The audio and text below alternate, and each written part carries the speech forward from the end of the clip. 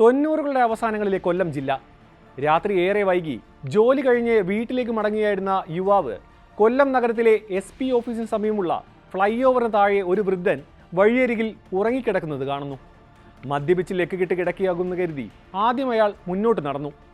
വഴിയരികിൽ ആളുകൾ ഉറങ്ങിക്കിടക്കുന്ന കാഴ്ച അന്നൊക്കെ സാധാരണയായിരുന്നെങ്കിലും ആ വൃദ്ധന്റെ കിടപ്പിൽ ഒരു പന്തികേട് യുവാവിന് തോന്നുന്നു. സംശയം തീർക്കാനെന്നോണം യുവാവ് വൃദ്ധനരികത്തേക്ക് പോകുന്നു. വൃദ്ധൻ കിടക്കുന്നതിന് അടുത്തായി എന്തോ ഒന്ന് തളം കെട്ടി കിടപ്പുണ്ട്. തെരുവിളക്കുകളില്ലാത്തതിനാൽ കുറച്ചുകൂടി അടുത്തേക്ക് ചെന്ന് സൂക്ഷിച്ചു നോക്കിയ യുവാവ് അലറിക്കരഞ്ഞുകൊണ്ട് പിന്നിലേക്ക് മറിഞ്ഞു വീഴുന്നു. വൃദ്ധന്റെ തലയോട്ടി തകർന്ന് പുറത്തേക്കൊഴുകിയ രക്തമായിരുന്നു അരികിൽ തളം കെട്ടി കിടക്കുന്നത്. കൊല്ലം ജില്ലയുടെ രാത്രികാലങ്ങളെ ഭയപ്പാടിൽ നിർത്തിയ സീരിയൽ കില്ലർ മൊട്ട നവാസിന്റെ ആദ്യ കൊലപാതകമായിരുന്നു അത്. വർഷങ്ങളുടെ ഇടവേളകളിൽ അയാൾ ഇത്തരത്തിൽ 7 പേരുടെ ജീവനെടുത്തു.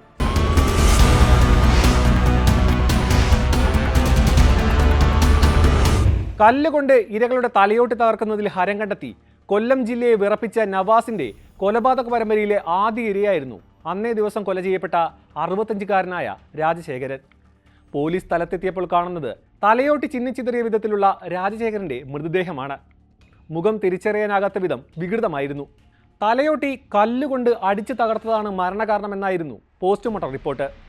സംശയാസ്പദമായ സാഹചര്യത്തിൽ കണ്ടെത്തിയ നവാസിനെ അന്ന് തന്നെ പോലീസ് അറസ്റ്റ് ചെയ്തിരുന്നെങ്കിലും സംശയത്തിന്റെ ആനുകൂല്യത്തിൽ കോടതി പിന്നീട് നവാസിനെ വെറുതെ വിട്ടു. കൊല്ലം ജില്ലയിൽ 1966-ലായിരുന്നു മൊട്ട നവാസിന്റെ ജനനം. വീടും കുട്ടിക്കാലവും നവാസിന് ഭീതിപ്പെടുത്തുന്ന ഓർമ്മകളായിരുന്നു. യൗവനത്തിൽ മയക്കുമരുന്നിനും മദ്യത്തിനും അടിമയായിരുന്ന മൊട്ട നവാസ് രാത്രി 8 മണിയാകുമ്പോഴേക്കും ഉറങ്ങാൻ കിടക്കും. ശേഷം അർദ്ധരാത്രിയിൽ ഉറക്കത്തിൽ നിന്ന് എഴുന്നേറ്റ് തൻ്റെ ഇരകളെ തേടി നഗരത്തിലേക്ക് ഇറങ്ങും. ഇതായിരുന്നു നവാസിന്റെ രീതി. തെരുവുകളിൽ അന്തിയുറങ്ങുന്ന മനുഷ്യരായിരുന്നു പ്രധാനമായും അയാളുടെ ലക്ഷ്യം. യാതൊരു പ്രകോപനവുമില്ലാതെ അയാൾ കൊന്നുതള്ളിയത് 7 നിസ്സഹായരായ മനുഷ്യരെയാണ്. യാചകരും ഹോട്ടൽ ജീവനക്കാരും തുടങ്ങി പലരും മൊട്ട നവാസിന്റെ ക്രൂരതകൾക്ക് ഇരയായിട്ടുണ്ട്. ആദ്യ കൊലപാതകം നടത്തി വർഷങ്ങൾക്ക് ശേഷം 2007-ലായിരുന്നു അടുത്ത കൊലപാതകം. അന്ന് ഷമീർ എന്ന ആളായിരുന്നു നവാസിന്റെ ഇര. ഷമീറിന്റെ കൊലപാതകത്തിലും നവാസിനെ പോലീസ് അറസ്റ്റ് ചെയ്തെങ്കിലും കൃത്യമായ തെളിവുകളുടെയും ദൃക്സാക്ഷികളുടെയും അഭാവത്തിൽ വിട്ടയക്കുകയായിരുന്നു. 2 തവണ സംശയത്തിന്റെ ആനുകൂല്യത്തിലും തെളിവുകളുടെ അഭാവത്തിലും നിയമത്തിന്റെ മുന്നിൽ നിന്നും രക്ഷപ്പെട്ട നവാസ് ഒരിക്കൽ പോലും തന്റെ ക്രിമിനൽ സ്വഭാവം ഉപേക്ഷിച്ചില്ല. 2012-ലാണ് മൊട്ട നവാസ് തന്റെ നരനായാട്ട് കൊണ്ട് ജനങ്ങളെ ശരിക്കും വിറപ്പിച്ചത്. അന്നൊക്കെ കൊല്ലം ജില്ലയുടെ രാത്രികൾ നവാസിനെ ഭയന്നിരുന്നു. ഇരുട്ടിൽ നിന്നും പ്രത്യക്ഷപ്പെട്ട് നവാസ് മൂർച്ചയേറിയ കല്ലുകൊണ്ട് ഉറക്കത്തിലാഴുന്നവരുടെ തലയോട്ടി പിളർത്തി മുഖം വികൃതമാകുന്നവരെ ഇടിച്ച് മരണം ഉറപ്പാക്കി ഇരുട്ടിലേക്ക് തന്നെ മടങ്ങി. 2012 ജൂൺ മാസം 6-ാം തീയതി കൃത്യം 8 മണിക്ക് ഉറങ്ങാൻ കിടന്ന നവാസ് അർദ്ധരാത്രി എഴുന്നേൽക്കുന്നു. തൻ്റെ ഇരയെ തേടി നഗരത്തിലൂടെ നടന്ന് SP ഓഫീസിന് സമീപത്തെത്തിയ നവാസ് നിർമ്മാണത്തിലിരിക്കുന്ന ഫ്ലൈ ഓവറിന് കീഴിൽ ഉറങ്ങുകയായിരുന്ന വൃദ്ധനെ കാണുന്നു. തൻ്റെ ഇരയെ കണ്ടെത്തിയ ഉന്മാദത്തിൽ നവാസ് 65-കാരനായ ആ വൃദ്ധനെ മൂർച്ചയേറിയ കല്ലുകൊണ്ട് തലയോട്ടി ചിതറുന്നതുവരെ തലയ്ക്കടിക്കുന്നു. ആ കാഴ്ചയെ ഹരത്തോടെ നോക്കി നിന്ന നവാസ് അവിടെ നിന്നും അപ്രത്യക്ഷമാകുന്നു.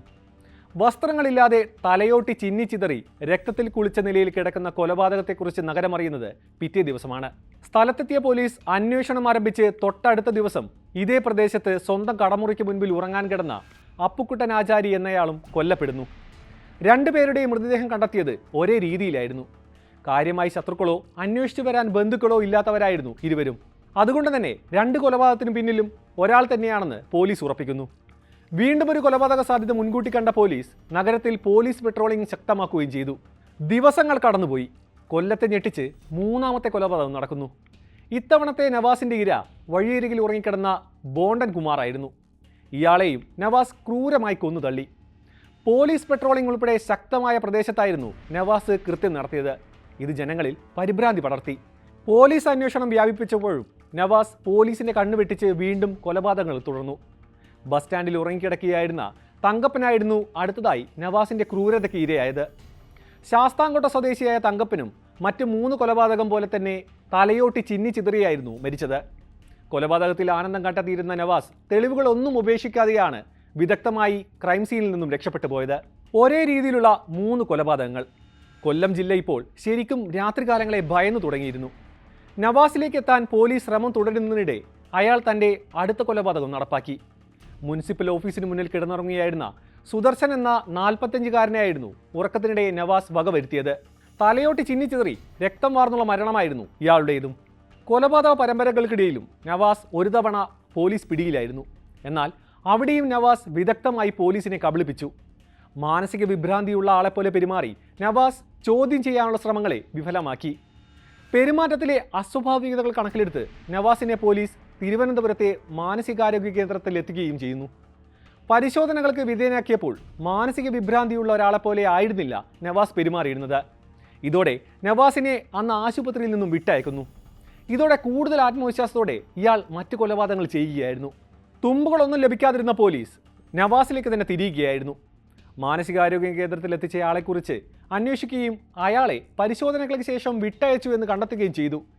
ഇതിന് പിന്നാലെ നടത്തിയ അന്വേഷണത്തിലാണ് കൊല്ലം ജില്ലയെ വിറപ്പിച്ച സീരിയൽ കില്ലർ മൊട്ട നവാസാണെന്ന് പോലീസ് പിന്നീട് കണ്ടെത്തുന്നത്. 2012 നവംബർ 2-ന് അന്നത്തെ east circle inspector V Sugathan, sub inspector G Gopakumar എന്നിവരടങ്ങിയ സംഘം മൊട്ട നവാസിനെ പിടികൂടുകയും ചെയ്തു.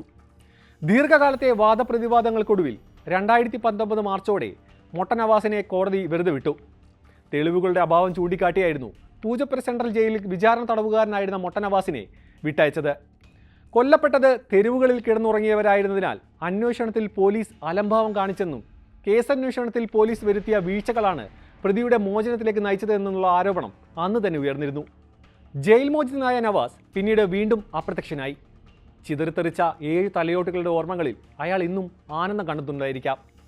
ചിലപ്പോൾ മരിച്ചിട്ടുണ്ടാകും, അല്ലെങ്കിൽ നമുക്കിടയിൽ എവിടെയോ അയാൾ ഇന്നും ജീവിച്ചിരിപ്പുണ്ടാകും, മറ്റൊരു ഇരയെ തേടി.